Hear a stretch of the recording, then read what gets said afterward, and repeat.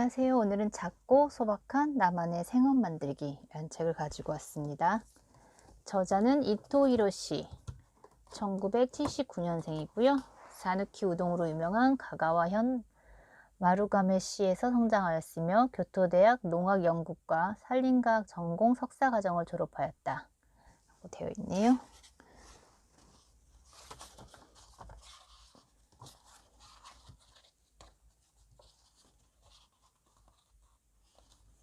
47페이지. 유행과 경쟁은 피하고 기계가 도맡는 일도 하지 않는다. 일은 사람이 하기도 하지만 요즘에는 기계가 도맡기도 한다. 생업은 기계가 도맡는 일에는 손대지 않는다.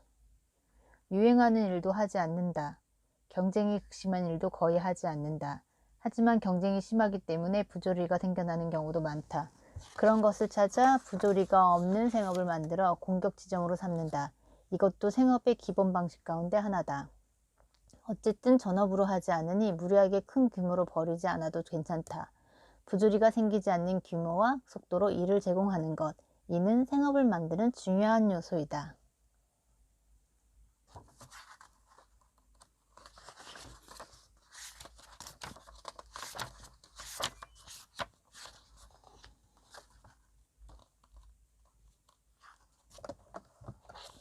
(90페이지) 누가 뭐라 해도 인간은 말로 사고를 형성한다. 그러므로 생업이라는 말을 사용함으로써 생활과 일을 일체화한다는 사고방식을 익숙하게 만들자.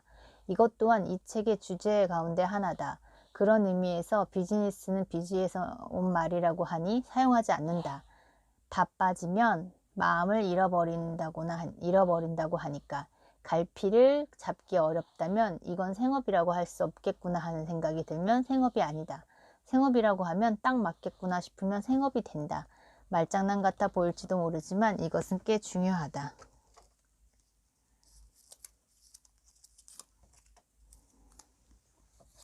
생업. 생활과 일을 일체화한다. 라고 적어놔야겠어요. 97페이지. 현대사회에서는 300만행을 준비해서 그것을 미천으로 돈을 벌자라는 모델만 제시되고 있기 때문에 무엇을 시작하든 상당한 부담이 따르고 문턱도 높게 느껴진다. 300만행을 모아 가게를 시작했다는 것을 높이 사는 경향마저 있다는 사실은 더욱이 바람직하지 않다. 창업 자금이 3년치 인생과 고스란히 맞바꾸어 얻은 것이라면 인생을 너무 가볍게 취급하는 게 아닐까? 돈을 모으는 과정도 수고는 따르지만 즐길 수 있게 만들어 가야 한다. 현대사회에서는 뭐든 간에 고위험, 고수익이 따르는 한 가지 길만 강조하고 적은 위험, 적은 수익의 길을 택해 차츰 키워나가는 선택지가 별로 보이지 않는다. 직접 흑가마를 만들어 주말에만 안전한 재료를 사용해 빵을 굽고 이것을 나누는 생업은 현대인의 시야에는 좀처럼 들어오지 않는가 보다. 창업 잡지도 그러한 선택지를 별로 다루고 있지 않고 오히려 편의점 점주가 되기를 추천하는 경우가 많다. 그런 방법 말고는 없을까? 그 부분을 고민해야만 한다.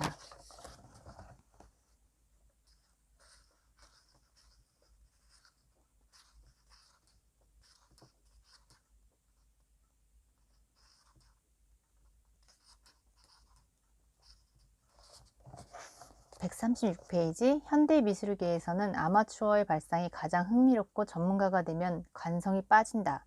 아마추어의 발상에서 계속 힌트를 얻을 수 있는 작가가 오래 살아남는다 라는 이야기를 하는데 이는 매우 중요한 점을 시사한다.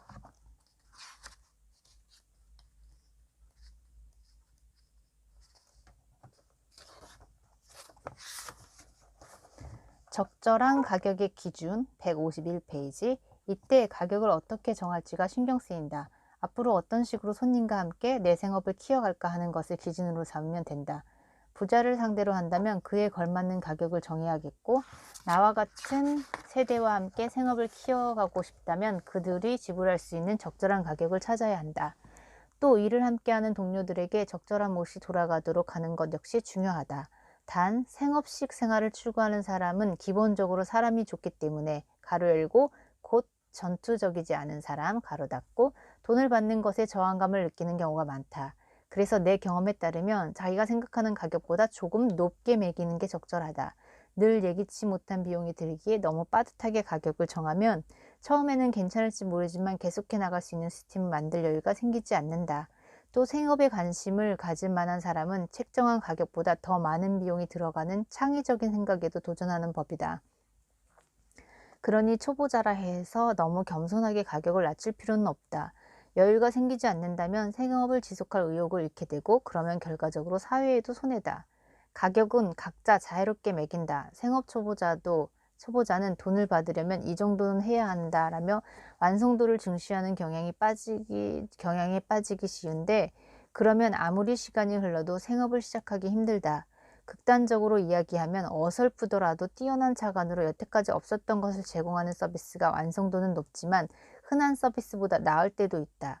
일본에서는 회사로부터 돈과 일을 제공받는 데 익숙해진 나머지 일이란 아기가 딱 맞게끔 형식을 갖추는 것이 중요하며 실수가 없다면 더욱 좋다라는 상식이 생겨났다. 아기가 딱 맞게끔 한다고 하지만 그것은 일에 있어서 본질적인 사항이 아니다. 굳이 그렇게 안 해도 되는데 엑셀이나 파워포인트로 자료를 만들어 시간을 낭비하는 경우가 많다. 제 역할만 한다면 메모장도 괜찮고 직접 그린 일러스트를 가지고 슬라이드 쇼를 하는 쪽이 이해하기 쉬운 때도 있다. 그런데도 많은 사람이 엑셀이나 파워포인트를 써야만 완성도가 높다고 운운하면서 저런 것들을 사용하지 않은 작업은 내용도 제대로 보지 않고서 일단 안 된다고 평가하는 경우가 적지 않다. 이런 평가는 많은 사람의 생각에 영향을 미치기에 누군가 뛰어난 자간을 해서 일을 만들고자 할 때 발목을 잡는다. 쓸데없는 형식에 사로잡히거나 기존의 가치관을 따를 필요는 없다. 그런 경향이 지나치면 사업을 하려면 반드시 법인을 만들어야 한다. 사무실을 차려야만 한다. 복사기를 사야만 한다. 등등 무의미한 상식의 노예가 되기 쉽다. 처음에는 사무실이 없는 집에서 해도 괜찮다. 그렇다. 집이 좁아지면 쉐어 오피스 같은 곳을 빌리면 된다. 또 돈을 받으려면 이 정도는 해야 한다 라는 생각은 종종 생업을 하는 당사자가 아닌 다른 사람들이 부담을 주기 때문에 생겨난다. 게다가 그런 부담을 주는 사람은 자기가 일을 만들어 본 적이 없는 경우가 많다. 이런 것도 주의해야 한다. 자기 힘으로 일을 만들어 본 적이 없는 사람은 미지의 영역에 뛰어들고자 하는 사람을 별로 곱게 보지 않는다. 그런 시선에 주눅들 필요는 없다. 불만이 있을 때에는 전액 환불해준다는 규정을 만들면 되니까 우선은 실제로 도전해보는 것이 중요하다.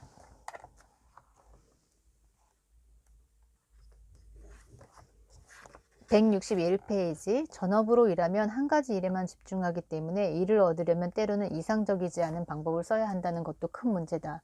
전업은 한 분야의 일로 먹고 살아야만 한다. 그러면 일에서 이상을 추구하는 것이 어려워진다. 이른바 라이스 워크 문제다. A라는 일이 크기를 10으로 보았을 때 모든 부분을 이상적으로 해내기란 힘들다. 그래서 많은 부분이 먹고 살기 위해 해야만 하는 것의 형태를 띠기 쉽다. 먹고 살기 위해 하는 일의 폐해는 앞서 이야기했기 때문에 반복하지 않겠다. 만약 여러 가지 일을 한다면 A라는 일의 크기를 4로 줄여 그 본질을 추구할 수 있다. 본질을 추구하면 그것만으로는 수입이 부족할 것이다. 하지만 그 외에도 B라는 일을 4, C라는 일을 2로 하는 식으로 분산하면 되니까 각 일의 본질에 집중할 수 있다. 가령 저널리스트가 압력에 굴복하지 않고 당당히 보도를 하려면 일거를 받지 못하더라도 어떻게든 생활에 나갈 수 있는 일이 있으면 가능하다.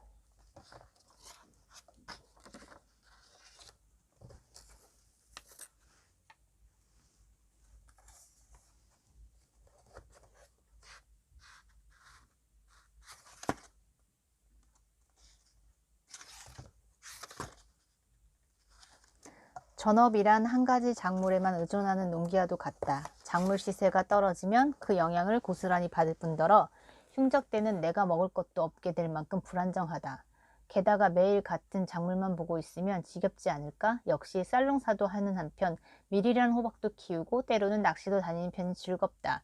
몽골에서도 이렇게 한다. 유목민들은 염소, 양소, 말, 닭, 낙타를 골고루 길러왔다. 이것이 유목민 생활의 묘미이자 기술이다. 그런데 사회주의 시대에 효율화를 꾀하면서 각 가정마다 어느 집은 양만 기르고 어느 집은 염소만 기르라는 식으로 지정했다. 그래서 유목의 묘미가 사라지고 다양한 종류의 동물을 같이 기르는 기술이 약화되고 말았다.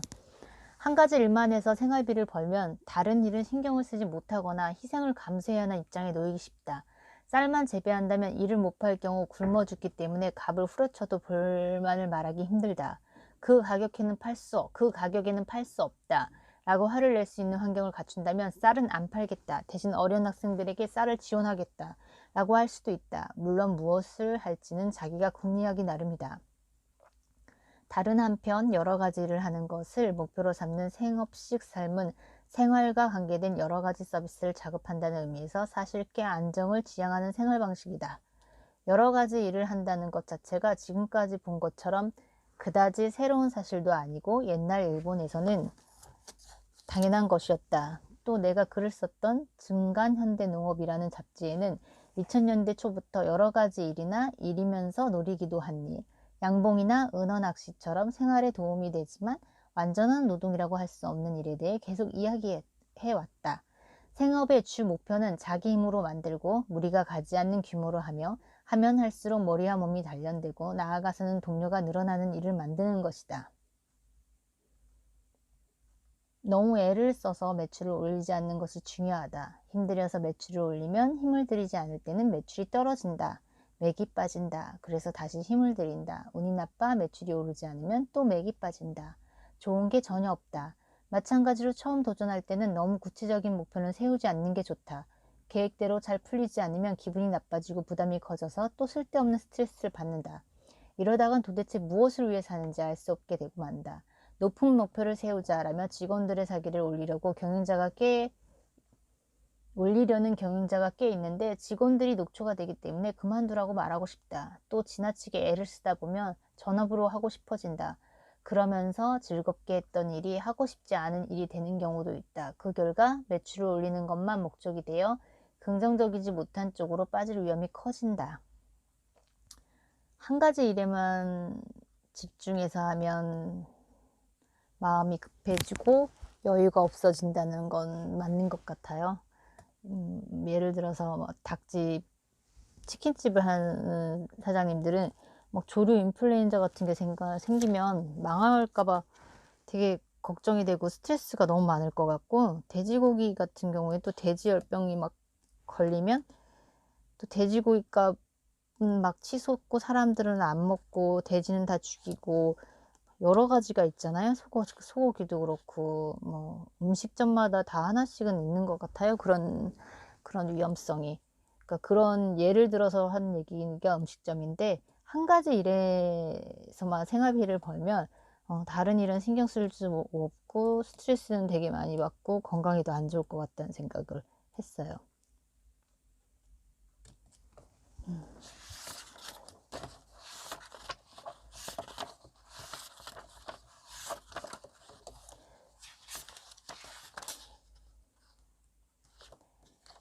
184페이지. 회사에서는 사는 것 같지 않다.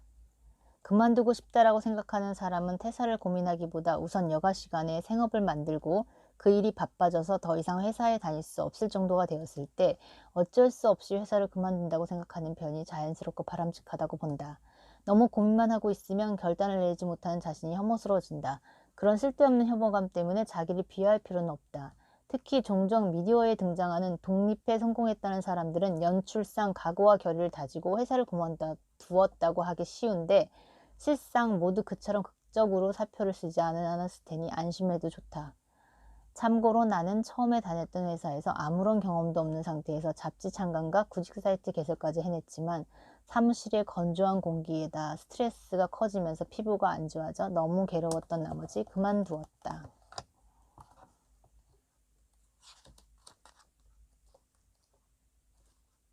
제가 그릿이라는 책을 읽고 열정과 끈기가 합쳐져야 결과물이 있다라는 거를 봤어요. 보고 열정은 있는데 제가 좀 끈기가 없는 편이라 많은 취미 생활을 줄여야겠다라고 생각을 하다가 요새 들어 이 많은 취미도 적극적으로 활용하면 돈으로 연결되어지고 그게 생업이 되지 않을까라는 생각을 조금씩 하고 있었는데 마침 이 책을 읽게 된 거예요. 참 책을 읽는 타이밍이라는 것도 정말 중요한 것 같기도 하고 제가 그런 생각을 했기 때문에 이 책을 고른 걸 수도 있겠지만 어쨌든 뭔가 이렇게 만들어가는 타이밍인지 아니면은 우연인지는 모르겠지만 저에게 딱 지금 현재 적당한 책이었던 것 같아요. 그래서 저는 정말 괜찮고 재밌게 봤습니다. 작고 소박한 낭만의 생업 만들기. 오늘은 여기까지 하겠습니다. 좋아요와 구독은 저에게 큰 힘이 됩니다.